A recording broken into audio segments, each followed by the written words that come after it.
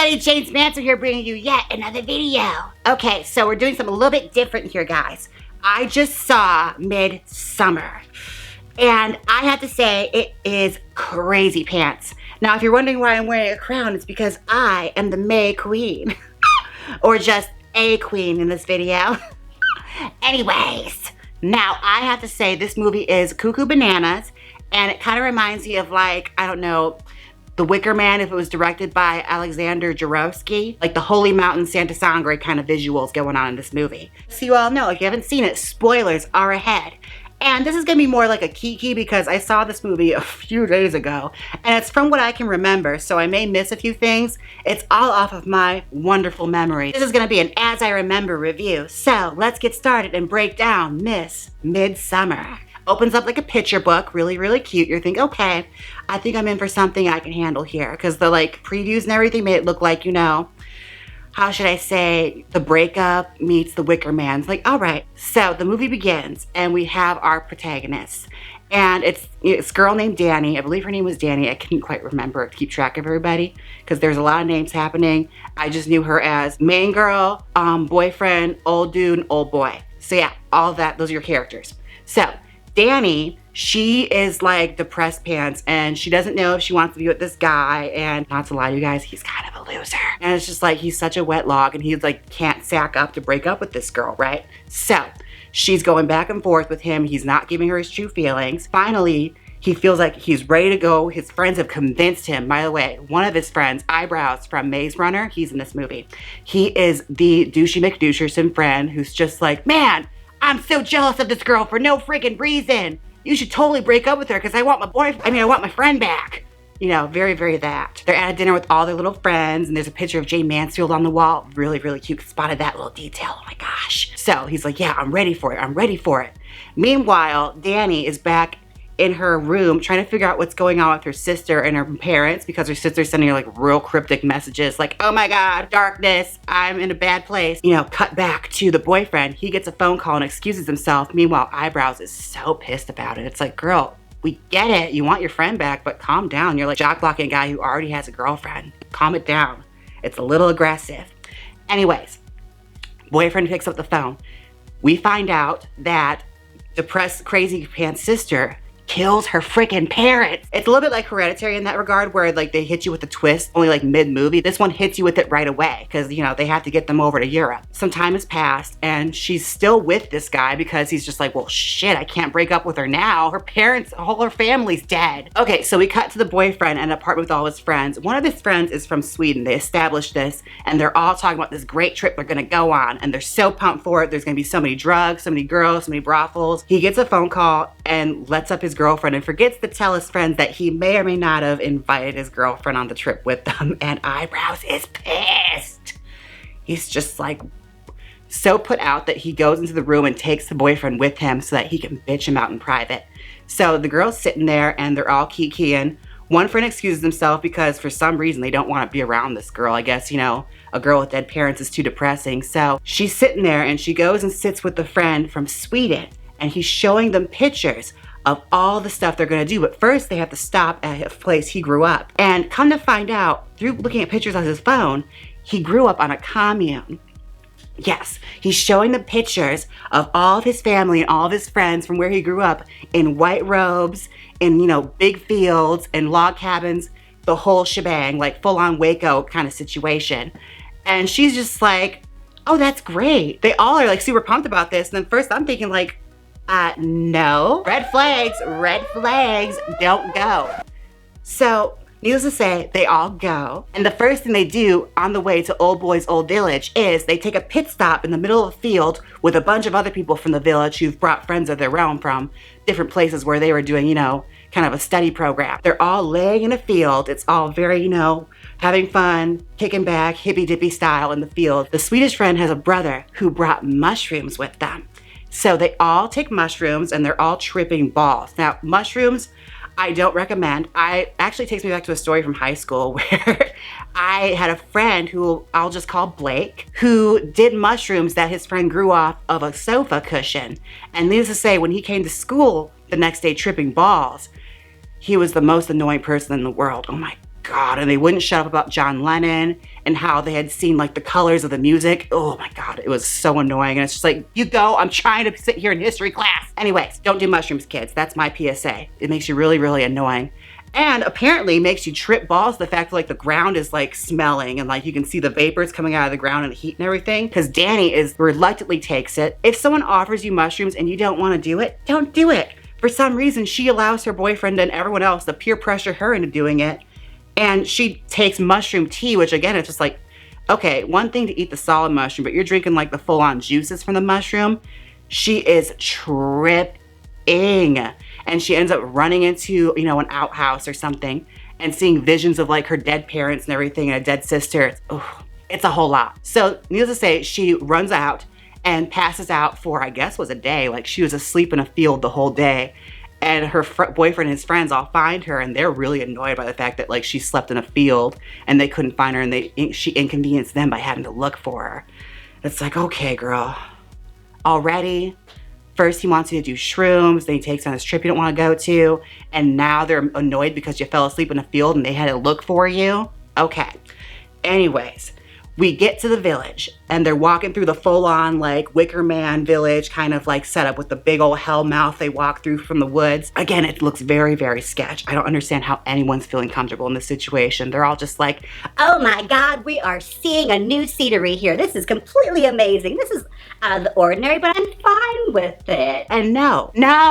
Apparently they've never seen a movie in their life. They've never seen a news article in their life about cults because it's everything screaming cult, cult, cult, cult, cult. Everyone's in white gowns. Everyone has bad braids. Everyone has really bad skin. They meet up with everybody and they're going through like a little tour of the village and there's a bear in captivity that nobody seems to question except for one guy. They like walk past and he's like, so we're not going to talk about the bear? And I'm like, I'm with you, girl. Because there's a bear in a cage and everyone's acting so nonchalant about this. I meet up with an English couple. That's the guy who remarks. They'll become important later. Apparently members of the village had gone out to like do like study programs at schools and stuff, you know, and they brought people back with them for a festival, the May Festival.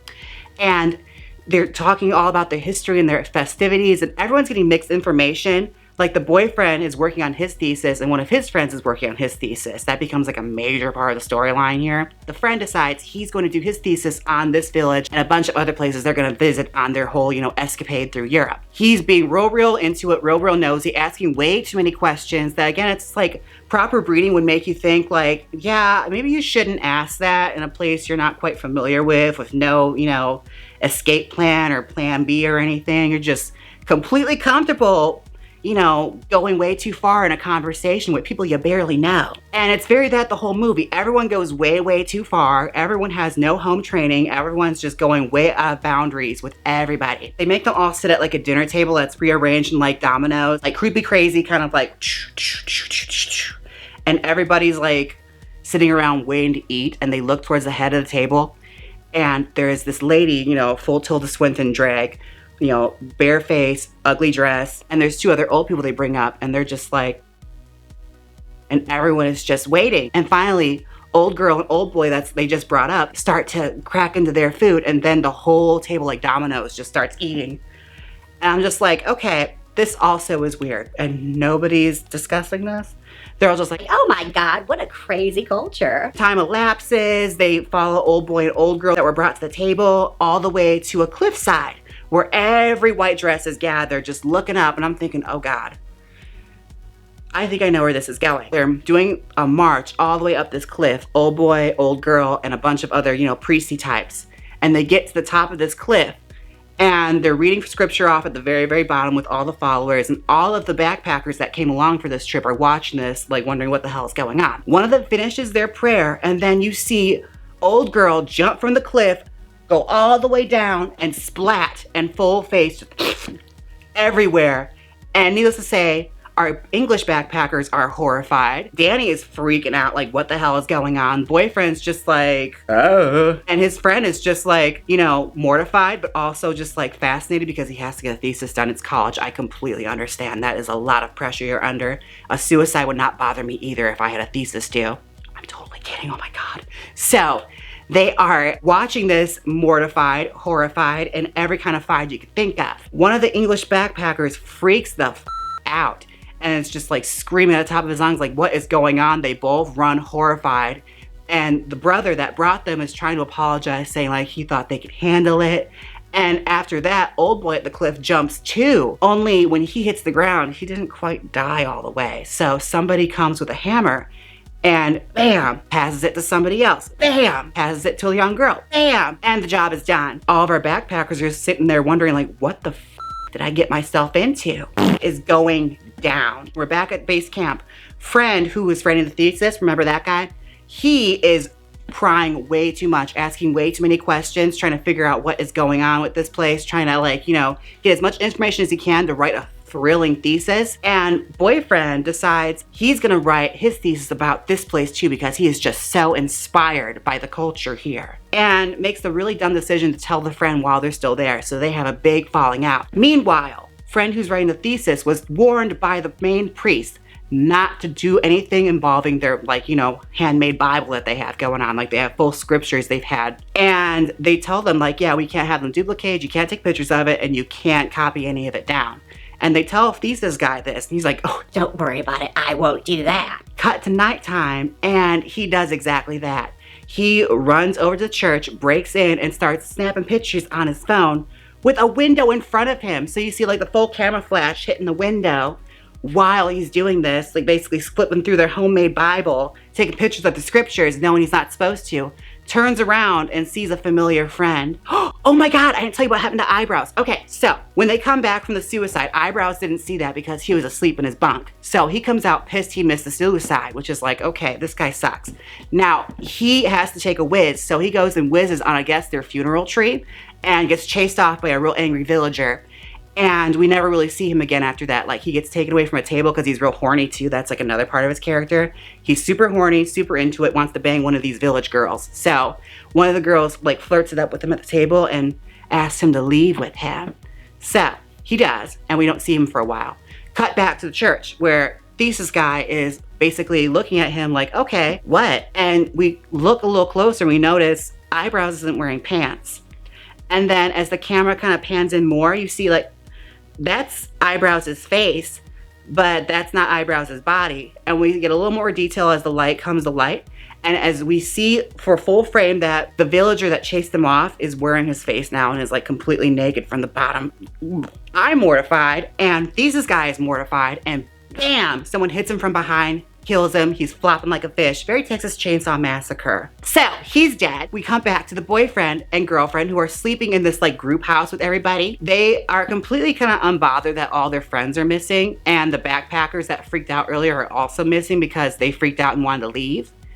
And so they're just like, well, whatever, we're gonna stay here until we have to go. Danny, she decides, well, I'm just gonna acclimate with this society. I'm gonna sit here and like, you know, I'm on vacation. I might as well try to enjoy the local customs. So she's completely integrated with all of them. They're just like, yeah, come along, make bread. And she's just like, okay, next thing you know, she's like wearing the full like white dress. She's got the fierce braids going and she stopped wearing makeup. Okay, we are running down to the end of this movie.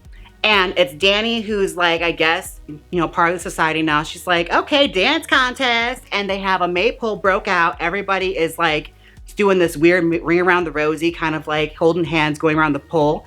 And I'm just like, oh my God, this is a dance I could actually do. I wanted to enter this contest. I would have been May Queen had I done this. It's just endurance. And they're spinning and spinning and spinning. And boyfriend comes back and is like watching this going down.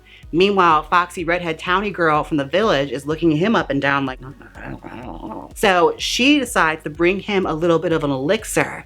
And he's just like, what's in it? And she's just like, oh, it's just gonna loosen you up, you know, get rid of your inhibitions. And he's just like, okay, and takes the drink. And this is a recurring thing that happens in this movie where everybody keeps drinking and eating things that they really shouldn't be. Like if you're taking somebody's homemade herbal drink, don't drink it. If you don't know what's in it and you don't know who made it, you don't, stop it. There's a fine line between being polite and wanting to survive. And in this kind of situation, and it's all super culty, don't take the drink Mary. He downs the drink, and needless to say, he gets high AF. And he's watching this maypole dance going, and Danny is killing it. Like she is knocking bitches down left and right, and they are getting into it. It is intense. And next thing you know, Dutch guy's sister bumps into another bitch and she goes down. And Danny is May Queen. I'm like, yes, Danny. She's living this fantasy. As all this is going down, they're like, girl, you are our May Queen. You are gonna decide everything. You're gonna save our harvest. Like, you are the tea now. Welcome to the village, girl. And she's just like, okay. And they start to march her off, and they're all so proud of her. She won the May Queen. Dutch guy gets real familiar and macks on her face, like full on just attacks her mouth. And she's just like, fine, I'm high, I don't give a f. She gets a full-on crown. She gets a gown. She gets put at the head of the table. She is high as hell because she drank some funny tea earlier, and shit is moving. There's like a weird boob, like titty turkey that they're eating at the table that's like moving too and breathing. All of them are sitting at a table, and there's Danny there at the head of the table now, like, I'm the supreme, full-on like leaf chair, which is like kind of fierce. And she's watching everything, like the leaves are breathing, and she is high as hell. And she's just like, okay, I'm that bitch now. So she picks up her little silverware and just starts carving into her stuff ready to eat. And dominoes, everyone starts eating too. But yeah, needless to say, she got a crown, she got a gown, she's fine with it, I guess. So they're all marching her into like this fierce little covered wagon of flowers and very like Michael's Garden Center going on all over this cart, right?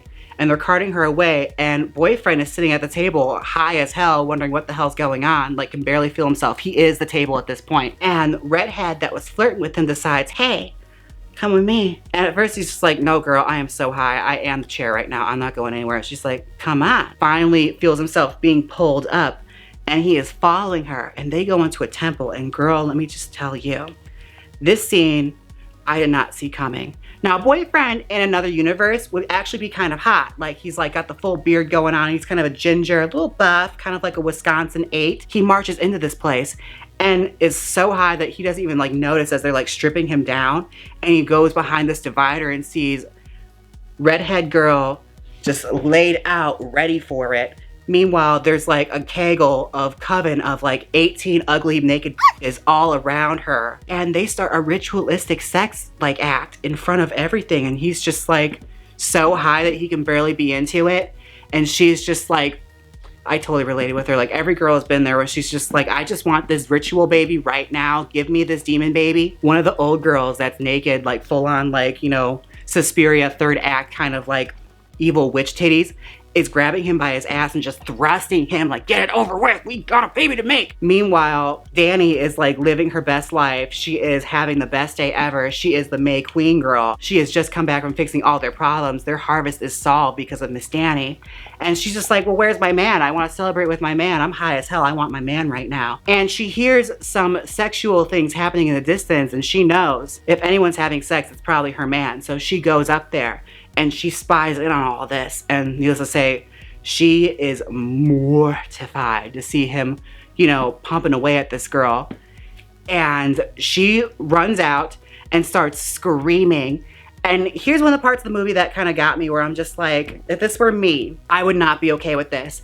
All the girls that are surrounding her like, yes, yes, work, May Queen, we love you. We're gonna mimic your energy right now. She is like convulsing. She is so upset. She's like screaming at the top of her lungs, right? And suddenly all the girls around her start mimicking her and start screaming at her too. Like mocking her screams. Like they're like trying to mock her energy, like mimic her energy. And she's just looking at them like, you bitches, what are you doing? And I'd be the same way. I'm just like, excuse you, bitch. I'm having a breakdown right now and you're in my tea right now. Don't do what I'm doing. She takes it as, oh my God, these girls are my family. They are with me. They have my back. Meanwhile, I'm totally brainwashed into their crazy ass cult, drinking all their funny tea, not thinking about any of that. I'm just mad about, you know, my man ruining my special day. We cut to the very end. We are at a ceremony. Danny is sitting there on a throne. She is like full flower cape all the way from like her chin to her toenails. Like just flowers everywhere. It's very much like a dress Kim Chi would wear. It was kind of sickening. So she's sitting there, flower cape, flower crown, posed, like kind of dead in the face because she's high as hell at this point. Like I'm pretty sure her brain is fried. And her boyfriend's sitting there under a sheet because he's high as hell too, and I think he's finally coming down from it. Posted up in a chair, sheet over him, and everyone's just sitting there posted too, and they have a bunch of people they're bringing up as tributes because I guess part of this festival's harvest is that they're gonna sacrifice 9 people to some like deity. And there's this big yellow triangle house that they like established very early on in the movie that doesn't come up until here. Like honestly, it's like throwaway. They walk past it and that's the last you ever hear of it until this scene. Danny is posted up. They're like, yes, our May Queen, can you decide which one of these people you go and kill? And she's just like, and we don't really find out her answer, but we're looking at like oh boy, someone we don't know, and boyfriend. And we're thinking, I wonder who Danny's gonna choose now that she has all the power. Boyfriend is being wheeled into a cabin, and we see a bear carcass split open, right? From like neck to groin. Full on, like they're all prepping this bear to take all its insides out, and they're wheeling him over there too. After this shot, we are brought to the church, like the yellow church, like cabin thing. It is all of their friends, like done up in like ragdoll. It's very much like an Ed Gein art class. Eyebrows, has a clown hat on, he has a doll body. And then 2 of the villagers who volunteered to be sacrificed are sitting there posted like, okay, we're gonna burn up for this. And they're given this like elixir that makes them not feel any pain while they're getting it burned alive. We see them wheeling in a bear carcass, and they sit it down, and we get a shot, and we see boyfriend inside of a bear, and not in the good way. So he's sitting there fully numb, high as hell, just looking around, knowing what's gonna happen. And we see Danny there posted up with all the people ready to celebrate and roast this bitch. So they set fire to the boyfriend, and everything goes up, and everybody just starts doing this like strange ass dance, right? Like they're all really feeling it. It's like a rave with bad music, like lots and lots of drums. Everyone is going in, everyone is high as hell. Even Danny starts going in, and she's like full on that one girl at the rave who's just really feeling it, like her first time and the drugs are really working. And she's given all of this, right? And we see everything go up in flames, and then the movie ends. My thoughts on this were, when I originally saw it, it was kind of funny, I'm not gonna lie. Like, I thought it was hilarious. I had a lot of fun with this movie. And it was campy like Hereditary was. And Hereditary was another movie where like everyone was like, oh my God, it's so scary. And I watched it like, I mean, it was weird, but you know, Toni Collette is overdoing it, and like, you know, and this one was kind of similar. It's like the visuals were sickening, but like I just watched this and I was kind of just annoyed with Danny and the boyfriend. Like, y'all didn't even have to be here. Like, had you just talked to each other like actual people, this would have never even happened. And like, it really was a good commentary on like how people don't want to like have discussions, even when they're like, you know, important to their lives. Like, if you don't want to be with somebody, stop dragging them along. Girl, like you got dragged all the way to, where the hell was it? Sweden? Sweden, right? Anyway, you got dragged all the way to Europe, and you got into all this. You're in a cult now. You went from one toxic relationship to another toxic relationship. You were with the one guy who didn't want you, and now you're in a cult who has completely washed your brain. I guess she's better for it. I mean, she seems to be happy, but I'm not happy because I wanted more for you, Danny. Anyways, that is my review of Midsommar. Let me know what you guys thought of it down below if you've seen it. And let me know if I may have missed something, if I may have misunderstood something, because it happens quite often. I'm very intrigued to see what you have to say. Don't forget to like, comment, and subscribe. And if you like this movie review, let me know. Maybe I'll do more. And until next time, bye! Click here and watch me and Sylvia Nix review my 5 favorite matches of all time. Like the greatest matches ever. You can't argue, just watch it. Or watch my unbiased review of Acid Betty's Unicorn Skin Glitters. Come on, click it. You know you want to. If you don't click it, I'll burn you alive in a bear suit. So click it!